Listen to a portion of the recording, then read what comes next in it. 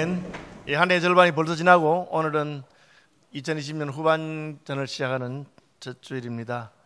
전반전과 같이 이 후반기에도 하나님의 은혜와 위로가 사랑하는 성도님들의 가정과 범사에 함께 하시기를 주님의 이름으로 축복을 드립니다. 그동안 사도행전을 쭉 살펴보았는데 오늘 마지막 장입니다. 사도행전의 마지막 부분은 바울이 로마에 가서 재판을 받기 위해서 미결소 신문으로 로마로 가는 과정, 그리고 로마에 가서 어떤 일이 있었는가 하는 것을 기록하고 있습니다. 약간 이렇게 어정쩡하게 끝나는 것 같아요. 바울이 로마에 가서 황제에게 재판을 받았는지, 재판 결과는 어떠한 것인지, 그런 데 관심이 많이 가는데 그런 이야기는 전혀 하고 있지 않습니다.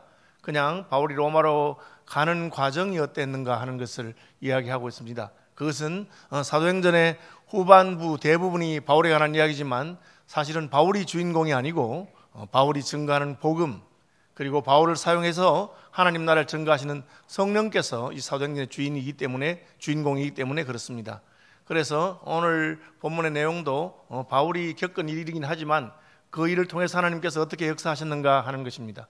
우리는 항상 자기 중심으로 보기 때문에 올해 전반기 6개월을 보내면서 내가 어떻게 더 많은 성취를 이루었는가, 내가 어떻게 돈을 더 많이 벌었는가, 더 승진했는가, 그런 것에 관심이 많겠지만 사실 우리가 역사와 영원을 두고 바라본다면 하나님께서 관심하시는 것은 지난 전반기 6개월을 통해서 나는 하나님의 일에 어떻게 쓰임받았는가, 하나님께서 나를 통해서 어떤 일을 이루셨는가 하는 것이 더 중요한 것이고, 그것이 아마 역사에 남을 것입니다. 내가 돈을 얼마나 더 벌었거나, 내가 더 승진했거나, 내 신분이 달라졌거나 하는 것은 영원과 하나님 나라의 관점에서 별로 중요한 것이 아닐 수 있습니다. 바울은 3번에 걸쳐서 전도 여행을 합니다. 혹은 선교 여행을 하는데 바울은 아주 열심인 사람이에요. 예수 믿기 전부터 열심이었고 예수 믿은 다음에도 아주 열심이었습니다. 그는 선교하는 일에도 아주 열심을 내었습니다. 그러나 바울의 1차, 2차, 3차 선교행을 보면 처음에는 바울이 열심으로 선교하는데 갈수록 하나님께서 바울을 조금씩 이렇게 컨트롤 하시는 것을 볼 수가 있습니다. 1차 선교행은 바울은 아시아, 터키, 오늘날의 터키 소아시아라고 하는, 고대에는 그곳이 아시아인 줄 알았어요. 소아시아 지역을 중심으로 복음을 전거했습니다. 그리고 2차 전도여행은 1차 전도여행에 갔던 곳을 다시 한번 방문해서 내가 전도했던 곳에 교회들이 잘 서 있는가 하는 걸 살펴보게 됩니다. 그런데 2차 전도여행에 바울이 지난번에 갔던 그 지역에 가서 자기가 복음을 전했던 사람들을 더 세우고자 하는 바울 나름대로의 어떤 목회 계획을 가지고 갔는데 뭐가 안 되는 거예요. 성령이 아시아에서 복음을 전하지 못하도록 막으셨습니다. 왜 그랬을까요? 하나님께서는 다른 계획이 계셨기 때문입니다. 성령께서는 마케도니아 사람의 환상을 통해서 마케도니아로 건너와서 우리를 도우라.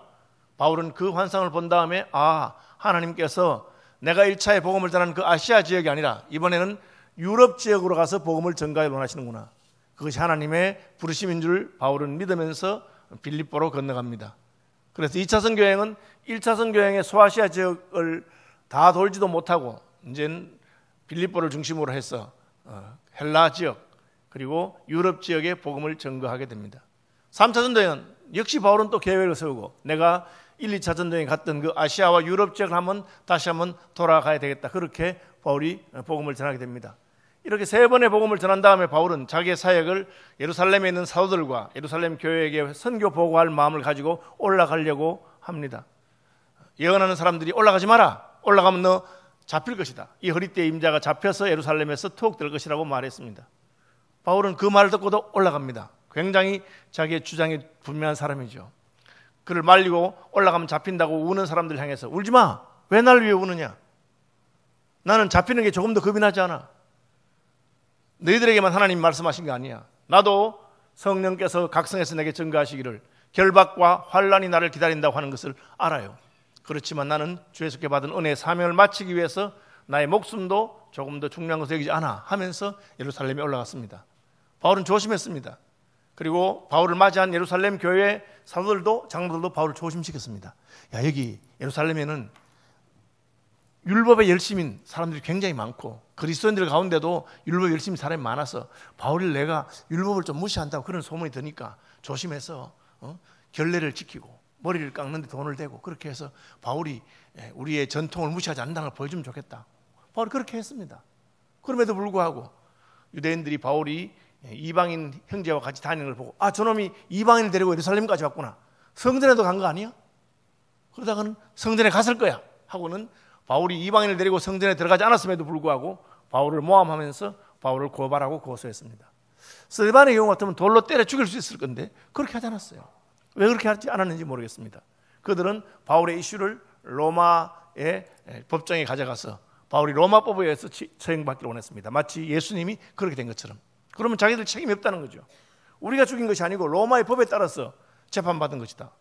그럼 로마 법정은 바울을 전혀 정죄하지 않았습니다. 왜? 바울을 고소하는 내용은 율법에 관한 것이고 성전에 무슨 이방인을 데려왔다고 주장하고 그런 건데 그것은 유대인들의 풍습에 관한 것이지 로마의 법에 의하면 무슨 윤리적인 죄도 아니고 형법에 따른 죄가 아니기 때문에 그렇습니다. 유대인들은 바울이 로마법에 의해서 재판받지 못하는 것을 알게 될 때 바울을 암살하려고 계획을 세웁니다. 그래서 40명이나 되는 사람이 바울을 죽이기 전에는 내가 밥도 먹지 않고 잠도 자지 않고 가겠다고 그렇게 맹세한 사람 40명이 자객들이 칼을 갈면서 바울을 죽이려고 합니다. 바울을 죽일 기회를 얻기 위해서 바울의 재판권을 예루살렘으로 옮겨달라고, 가이사랴에 재판하지 말고 예루살렘에 재판하면 바울이 예루살렘으로 이송되는 중간에 바울을 탈취해서 죽이려고 그렇게 했습니다. 그러나 하나님께서는 그 정보를 바울의 생질이 알고 바울에게 알려줍니다. 그래서 바울은 그 사실을 재판관들에게 알립니다. 재판관들은 바울이 죄수가 중간에서 잡혀갈까 싶어서 바울을 총독이 직접 하는 그 부대 안으로 데려갑니다. 그래서 바울은 안전하게 되었습니다. 유대인들은 바울에게 총독에게 바울을 예루살렘에서 재판해달라고 자꾸 요청합니다. 물어봅니다. 바울 너 예루살렘에서 재판받을 거냐? 바울은 아닙니다. 저는 로마 시민이기 때문에 만약 여기서 재판받지 않는다면 저는 황제에게 가서 재판을 받겠습니다. 예루살렘에는 가지 않겠습니다. 그렇게 말했습니다.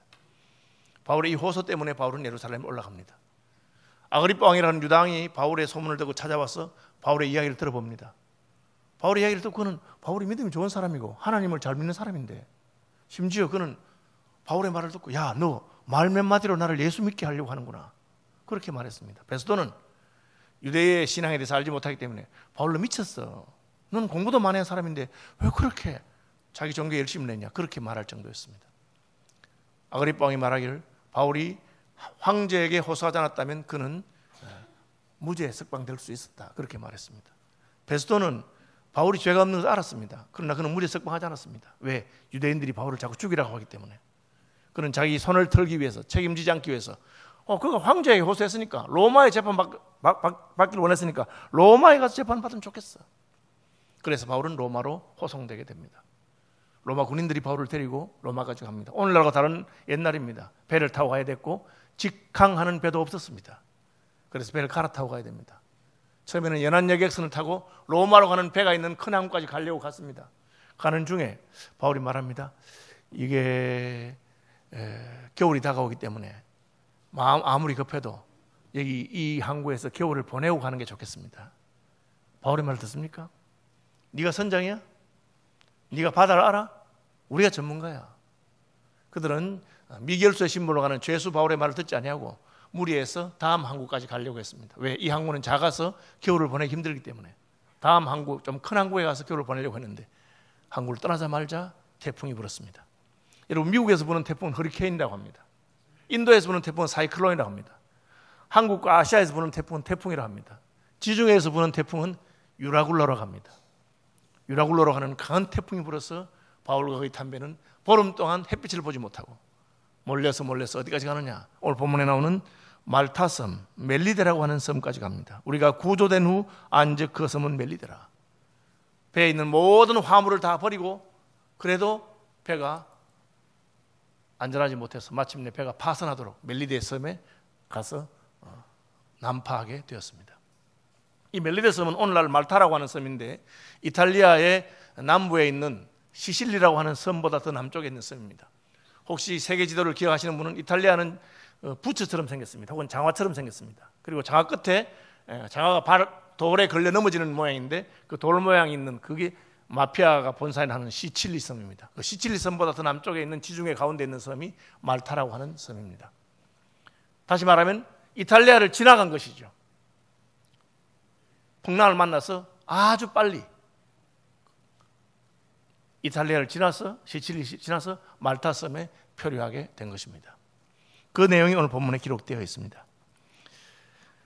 비가 오고 날이 차매, 태풍이 부는 계절이었으니까요. 비가 오고 날이 차고 이 사람들이 살아남기 위해서 배에서 뛰어내려서 헤엄쳐서 갔습니다. 몸이 다 젖었지요. 가보니까 원주민들이 우리에게 특별한 동정을 했다. 이 섬은 지중해에 있는 섬이긴 하지만 아프리카에서도 가깝고 유럽에서 가깝고 아프리카와 유럽 중간에 있는 섬이기 때문에 그 섬에 사는 원주민들은 아프리카 출신들도 많이 있을 것입니다. 그래서 개역성경에는 토인들이라고 번역했습니다. 토인들이 그들을 불쌍히 여겨서 나무를 가지고 불을 피워 주었습니다. 물에 젖은 몸과 옷을 말리라고 한 것이지요. 3절에 보면 바울이 참 재밌는 일을 합니다. 바울이 나무 한 묶음을 거두어 불을 떼고 있으니까 가만히 불을 쬐고 있으면 되는데 바울은 가만히 있지 않습니다. 그럼 나무를 모아다가 그 나무를 가지고 이제 불을 떼는데 도움을 줍니다. 아주 적극적인 사람이죠. 소극적으로 가만히 있는 사람이 아닙니다. 자기는 도움을 받으면서 자기도 나무를 가지고 우리식으로 말하면 장작을 패다가 불에다 넣은 것처럼 그렇게 했습니다. 그런데 바울이 가져온 그 나뭇가지 안에 독사가 있었습니다. 독사가 바울을 물었습니다. 원주민들이 깜짝 놀랐습니다. 보고 이렇게 말합니다. 이 사람은 살인한 사람이다. 바다에서는 어떻게 살아났지만, 유라굴로에서는 살아났지만 공의가 그를 살지 못하게 했다. 여러분, 이 원주민들은 하나님을 알지 못하는 사람이고 무슨 십계명이라든지 뭐 그런 걸 알지 못합니다. 그럼에도 불구하고 악한 사람은 죽임을 당한다. 하늘이 천벌을 내렸다. 그런 개념을 가지고 있습니다. 왜 그렇습니까? 하나님께서 우리의 마음속에 양심을 주시고 그런 마음을 주셨기 때문입니다. 모든 사람은 하나님을 몰라도 사람은 착하게 살아야 되고 나쁜 짓 하는 사람은 벌을 받아야 된다. 그런 개념이 있는 것을 알 수가 있습니다. 그것이 하나님께서 주신 그 양심이라고 하는 것이죠. 저는 뭐 아시는 분 아시겠지만 군대를 면제받았습니다. 부모님들이 일찍 돌아가셔서 제가 의가사 제대를 했는데 훈련은 받았어요. 3주간 동안. 저와 같은 사람들이 훈련 받았죠. 주로 어떤 사람들이냐? 초등학교로 못 나온 사람들, 학력이 미달해서 군대 면제받은 사람, 혹은 전과자들, 죄를 지어서 군에 못 가는 사람들, 그런 사람들과 같이 훈련 받았습니다. 대단한 분들하고 훈련 받았죠. 근데 이제 훈련 받는 중에 이제 사고가 하나 났어요. 그 오토바이를 타고 훈련 받으러 온 어떤 친구가 있었는데 자기 오토바이에 그 카스테레오를 달아놨는데 그걸 누가 훔쳐갔어요. 훈련생의 그 물건 훔쳐간 거죠. 그러면 재수 없다고 생각하는 우리 같으면 참 군대에서도 이런 일이 있나 하고 말 건데 이 물건 도둑받은 사람이 길길이 뛰기 시작하는 겁니다. 아니 이것들이 내가 누군 줄 알고 내 카스테레오 훔쳐갔어. 그 저는 저 사람이 누굽니까? 이러니까 그 놈이 도둑 전과가 많은 사람이에요. 자기는 도둑질로 먹고 사는 놈인데 자기가 도둑인데 자기 걸로 훔쳐간 거예요. 그러니까 너무 기분이 나쁜 거예요. 내가 누군데 이게 나를 어떻게 보고 내 걸 훔쳐갔냐. 그리고는 부대를 사차시 뒤져가지고 도둑놈을 잡아냈어요. 그 부대에 온 무슨 방위라고 하는, 요즘 말하면 뭡니까? 방위 훔쳐갔는데 제가 깜짝 놀랐어요. 야, 역시 도둑놈이니까 도둑놈들의 행동에 잘하는구나. 훔쳐놓은 걸 찾았어요. 그러면서 막 길길이 뛰면서 내가 누군데 내 걸 훔치냐고 막 이렇게. 제가 그때 깜짝 놀랐어요. 자기가 도둑이면서도 다른 도둑이 자기 물건 훔치는 것에 대해서 굉장히 기분 나쁘게 생각하고 그러면 벌 받아야 된다 이런 식으로 얘기하더라고요. 인생이 그렇습니다. 죄인들조차도 자기 문제에 걸리면 어느 것이 옳고 나쁜 걸 알고 있습니다. 이 원주민들이 생각하기를 저 사람은 바다에서 겨우 살아났는데 살아나자마자 독사가 물었으니 천벌을 받은 것이 아닐까 그렇게 생각한 것입니다. 하나님이 왜 그런 일이 일어나게 했을까요? 하나님께서는 독사가 물린 사건을 통해서 오히려 역사하셨습니다. 죽어야 되는데 원주민들이 보기에 바울을 문 그 독사는 맹독을 가진 독사로서 몇 분 안에 죽어야 됩니다. 여러분 그런 독사가 있어요. 인도에는 코프라라고 해서 물리면 킹 코프라 같은 것은 물리면 바로 즉사합니다. 몇 분 안에 죽어야 되는데 안 죽는 거야. 오래 물고 있는데 손 이게 뭐야 하고 털어버린 거예요. 시간이 지났음에도 불구하고 그들은 그가 붙든지 혹은 갑자기 쓰러져 죽을 줄로 기다렸다가 오래 기다려도 그에게 아무 이상이 없음을 보고 돌이켜 생각하여 말하되 그를 신이라 하더라. 헬라 문화권에서는 신이 특별한 존재가 아니에요. 사람하고 비슷해요. 좀 위인들을 신이라고 해요. 뱀이 물어도 안 죽으니까 저 사람 하나님인가?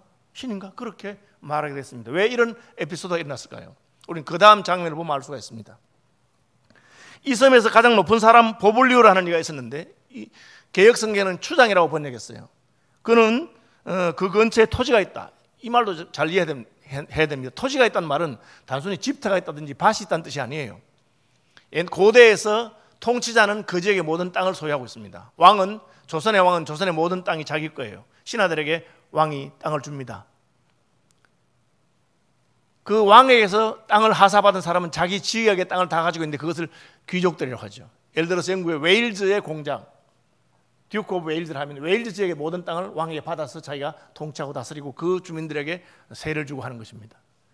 그러니까 개혁성경의 추장이라고 번역된 이 보블리오는 그 지역에 자기 영지를 가지고 있는, 자기 영토를 가지고 있는 그런 사람이었습니다. 그런데 주민들이 보고를 합니다. 배가 난파했고 배에서 200명이 넘는 사람이 헤엄쳐서 왔는데 추워서 떨고 있는데 우리가 불을 붙여주었습니다. 그래? 그는 높은 사람이기 때문에 자비를 베풀어서 우리 집으로 데려와라 하고는 그 200명이 넘는 선원들과 죄수들과 군인들을 자기 집에서 장마치 사흘 동안이나 먹고 재워주었습니다. 그 다음에 어떻게 되겠습니까? 사흘이 지났습니다. 아무리 부자라도 무작정 겨울이 지날 때까지 먹고 살게 할 수 없겠죠. 그런 상황에서 일이 났습니다. 보블리오의 부친이 열병과 이질에 걸려 누워 있거늘 열이 나고 설사하고 그런 병입니다. 오늘날은 큰 병이 아닙니다. 약 하나를 먹으면 낫습니다. 그러나 지금부터 2000년 전입니다. 그리고 원주민들이 살고 있는 문명의 혜택을 받지 못한 곳입니다. 그가 비록 영지를 가지고 있는 고위 귀족이라 하더라도 자기 아버지를 고치지 못했는데 바울이 그 사람 보더니만은 제가 한번 안수기도 하면 안 될까요? 그렇게 말합니다. 여러분, 아무나 이렇게 안수를 합니까? 아무나 기도를 받습니까, 여러분? 그렇지 않잖아요. 제가 지난번 유럽 총회 갔을 때 마지막 날 그 웨일즈에서 오신 목사님 한 분이 제가 이제 공항 가기 전에 인사를 하니까 다 인사를 하고 나서 마지막에 목사님 제가 1분만 주십시오. 그걸 왜 이러니까 다른 분 다 인사하고 마지막으로 그들 부부가 제게 오더니만 목사님 사실은 저와 집사람이 목사님 무릎을 위해서 기도해드리고 싶습니다. 그리고는 제 무릎을 붙들고 간절히 기도해 주었습니다. 저 기뻤어요. 왜? 잘 아는 목사입니다. 제 후배이고 친합니다. 그래서 제가 다리가 불편한 걸 보고 마음이 샜는가 보구나. 또 저를 기도해 준 뒤에 마음이 기뻤어요. 그러나 생판 모르는 사람이 아무렇게나 날 보고 기도한다 하면 제가 기도 받겠습니까? 안수한다고 하면 기분이 좋겠습니까? 그런데 바울이 추장의 아버지를 위해서 안수기도 했습니다.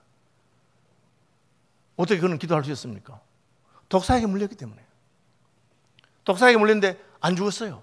3일 동안 그 소문이 그 성에 있는 모든 원주민들이 났을 것입니다. 추장님 이번에 오는 270명 안에 특별한 사람이 하나 있어요. 그 사람은 나무를 불에 넣다가 나뭇가지에 붙어있는 독사가 물었는데 안 죽더라고요. 우리는 그 사람이 신인 줄 알았어요. 그 사람이 누구냐? 저 사람이에요. 근데 그 사람이 자기 아버지를 위해서 기도하겠다니까 기도해봐라.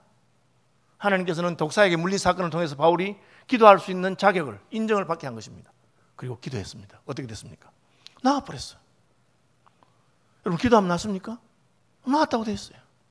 혹시 여러분도 기도해서 나아본 적 있습니까? 저는 여러분 기도해서 나아본 적 있습니다. 저는 그 웨일즈에서 그 목사님 기도해서 그런지 모르지만 많이 좋아졌어요. 그죠?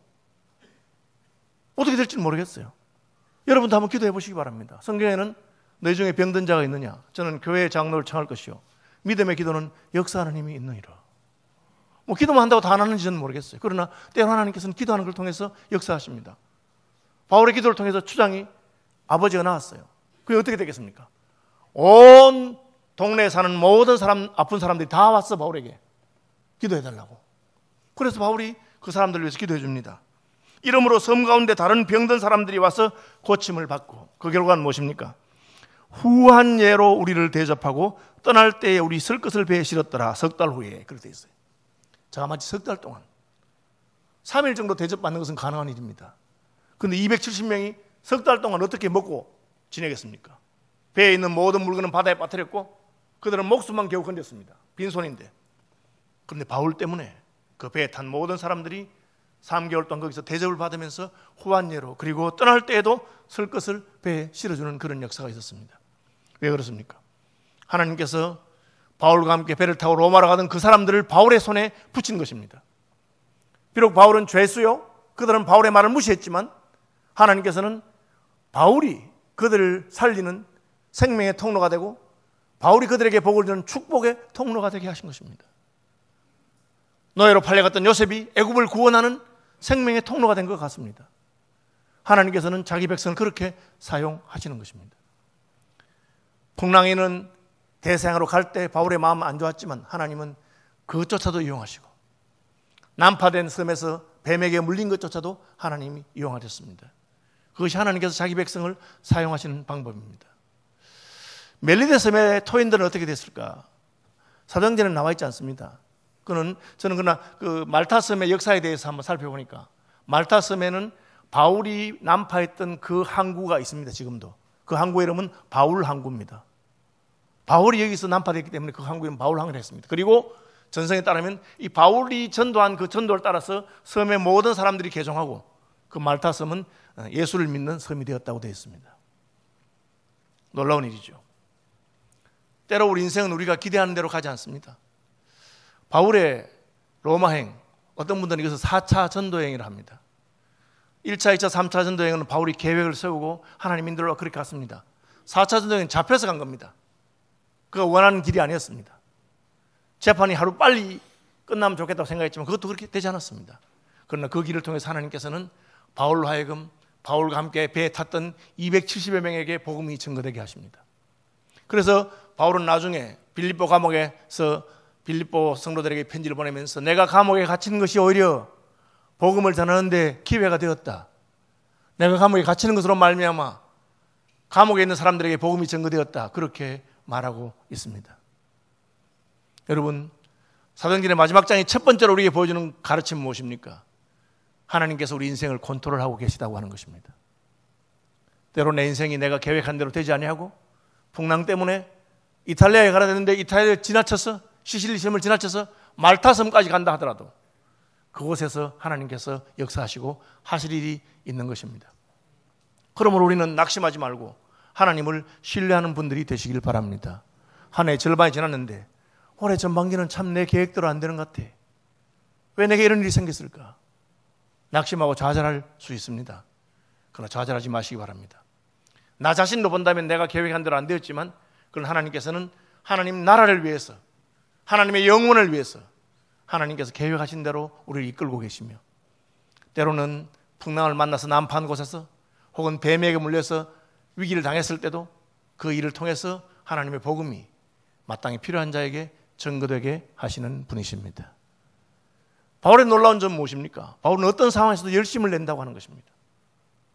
난파된 배에서 나왔는데 추워 죽겠는데 그냥 불이나 쬐고 있지 자기가 거기 장작을 넣어서 불을 더 지피려고 하다가 독사에게 물릴 이유가 무엇입니까?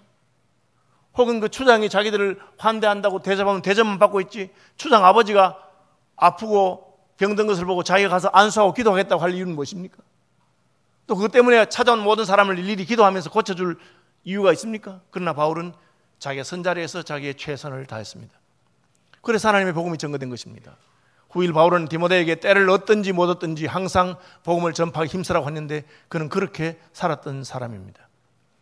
로마에 가서도 마찬가지입니다. 황제에게 재판을 받아야 되는데 재판이 연기됩니다. 왜? 황제에게 항소한 사람이 얼마나 많습니까? 황제가 재판만 하고 있습니까? 자기 할 일이 많습니다.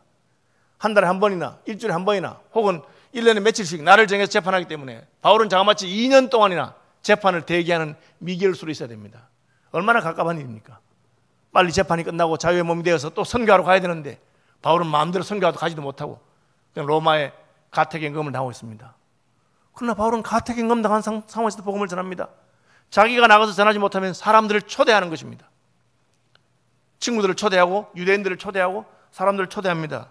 바울은 온 이태를 2년입니다. 이태 자기 셋집에 머물면서 자기에게 오는 사람을 다 영접하고 하나님의 나라를 전파하며 주 예수 그리스도에 관한 모든 것을 담대하게 거침없이 가르친다. 그렇게 되어 있습니다. 사도행전이 여전히 보여주는 것은 바울은 계획하지만 계획대로 되지 않을 때가 있습니다. 하나님의 계획이 따로 있기 때문에. 그러나 그렇다고 해서 낙심하는 사람이 아닙니다. 바울은 일이 자기 계획대로 풀리지 않아도 그 상황에서 하나님의 복음을 증거하는 사명을 감당하는 위대한 사람이었습니다. 하나님의 계획과 뜻에 따라서 때로 우리는 우리가 원치 않은 곳으로 갈 수 있습니다. 그러나 그곳에서도 하나님 일은 할 수 있다. 그곳에서 우리가 할 수 있는 일을 하면 되는 것입니다. 그것이 사도행전이 보여주는 것입니다. 그리고 마지막으로 오늘 본문이 우리에게 보여주는 내용은 무엇입니까? 형제들의 위로입니다. 배를 타고 수라구사에 대고 사흘을 있다가 수라구사는 시실리 섬입니다. 말타에서 시실리 섬을 들렸어요. 그 다음에는 레기온에 이르러, 이것이 이탈리아 반도입니다. 드디어 이탈리아 반도에 도착했습니다. 그리고 하루를 지난 후 남풍이 일어나므로 남쪽에서 이제 북쪽으로 올라갑니다. 보디올, 이 보디올은 오늘날 나폴리라고 하는 섬의 근처, 나폴리라고 하는 그 항구의 근처에 있는 항구입니다. 이번에 제가 그 근처를 지났습니다. 보디올에 이르러 거기서 형제들을 만나. 바울이 이탈리아로 온다는 소식을 듣고 로마로 온다는 소식을 듣고 로마와 이탈리아에 있는 그리스도인들이 바울을 맞이하러 왔습니다. 이래를 그들의 청함을 받아 바울을 청하여 이래를 함께 머무니라. 그래서 우리는 이와 같이 로마로 가니라. 같이 형제들이 청해서 격려를 해주었습니다. 그곳 형제들이 우리 소식을 듣고 아뼈 광장과 트레이스 디베르네까지 맞으러 오매. 아뼈 광장은 로마는 전 세계 모든 길이 로마로 통한다는 그 로마의 길을 만들어 놓은 사람입니다. 로마의 길의 1번 국도 혹은 1번 고속도로가 아피온 가도라고 하는 것입니다. 이 아뼈 광장은 그 아피온 가도의 주변에 있는 마을입니다. 그리고 트레이스 타베르네, 트레이스라고 하는 말은 삼이라는 뜻입니다. 개혁성경에는 삼관이라고 번역되는데 타베르네는 여관을 말합니다. 우리가 옛날에 한양의 곽을 보러 올라가다 보면 높은 산을 넘어야 되면 한 번에 못 넘습니다. 1관, 2관, 3관, 영남 제1관, 영남 제2관, 문경 세제가문 제3관 그렇게 되어 있습니다. 마찬가지로 하루에 걸을 수 있는 길을 30km로 보고 로마에서 30km마다 1관, 2관, 3관이 있는데 트레이스 타베르네는 아마 3관, 로마시에서 한 90km 좀 떨어진 곳에 있는 곳인데 그곳까지 마중을 나왔습니다. 사흘 길을 걸어서 온 것입니다. 그들 때문에 바울은 하나님께 감사하고 담대한 마음을 얻었다. 바울은 아주 자기 주관이 뚜렷한 사람이고 독립적인 사람이었습니다. 그는 1차 선교행을 마치고 마가요한 때문에 바나바와 싸워서 갈라진 사람입니다. 그러나 2차 선교행, 3차 선교행, 4차 로마로 가는 이 죄수로서의 그 여행을 통하면서 바울의 마음은 점점 부드러워지고 하나님의 일은 나 혼자 하는 것이 아닌 것을 깨닫게 되었습니다. 그래서 로마서의 마지막 16장은 수많은 사람들의 이름으로 가득합니다. 나와 함께 복음을 전했던 사람들, 나를 환영해 준 사람들, 나를 만나 준 사람들, 나를 위로한 사람들. 우리도 이제 오늘 설교 이제 후에 우리 윤옥 선교사님 설교 보고도 듣고 우리가 함께 할 건데 선교사님 참 고생 많이 하시고 수고 많이 했습니다. 혼자 하는 것도 아니죠. 그 뒤에 우리가 함께 격려하고 함께 기도하고 그것이 큰 힘이 됩니다. 바울이 하나님께 감사하고 담대한 마음을 얻었다. 바울 같은 사람도 용기를 잃을 때가 있었고 위축될 때가 있을 것입니다. 그러나 믿음의 형제자매들이 그를 격려했습니다. 그것이 사도행전의 결론입니다. 하나님께서 이 모든 일을 주장하고 계신다. 나는 상황이 어떠든지 내 열심을 다하면 된다. 그리고 형제들이 우리의 힘이 된다고 하는 것입니다.